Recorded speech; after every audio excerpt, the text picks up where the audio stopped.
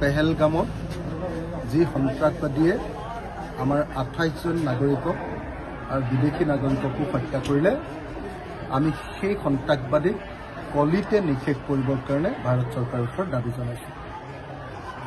সন্ত্ৰাসবাদীক কেতিয়াও ৰেহাই দিয়া উচিত নহয়। আমি ৰাইজৰ দলে দাবী উত্থাপন কৰিছোঁ যে পৰ্যটকৰ ওপৰত ফুৰিবলৈ যোৱা মানুহৰ ওপৰত এনেকৈ লাইন পাতি 28 জন ব্যক্তিক হত্যা কৰাৰ অমানৱীয় ঘটনা কঠোৰতম শাস্তি লাগে আৰু এই সন্ত্ৰাসবাদীহঁতক নিৰ্মূল কৰাৰ ব্যৱস্থা গ্ৰহণ কৰিব লাগে। মই লগতে ভাৰত চৰকাৰক জনাব খোজো যে কাশ্মীৰ অশান্ত বুলি আমি সকলোৱে জানো, কিন্তু অশান্ত কাশ্মীৰত 2000 মানুহ গোট খোৱা ডেইলি পেহেলগামত কিয়নো তেওঁলোকে নিৰাপত্তাৰক্ষী ৰখা নাছিল? নিৰাপত্তাৰক্ষী ৰখাটো উচিত আছিলে। গতিকে মই ভাবোঁ যে ভৱিষ্যতে যাতে কোনো পধ্যে এনেকুৱা ঘটনা হ'ব নোৱাৰে তাৰ কাৰণে নিৰাপত্তাৰক্ষী ৰখাৰ ব্যৱস্থা কৰিব লাগে। আৰু কাশ্মীৰতো পৰ্যটন এতিয়া মোটামুটি খতম হৈ গ'ল, এতিয়া কোন যাব কাশ্মীৰত ফুৰিবলৈ? গতিকে কাশ্মীৰকতো বৰবাদ কৰি পেলালে সন্ত্ৰাসবাদীবিলাকে।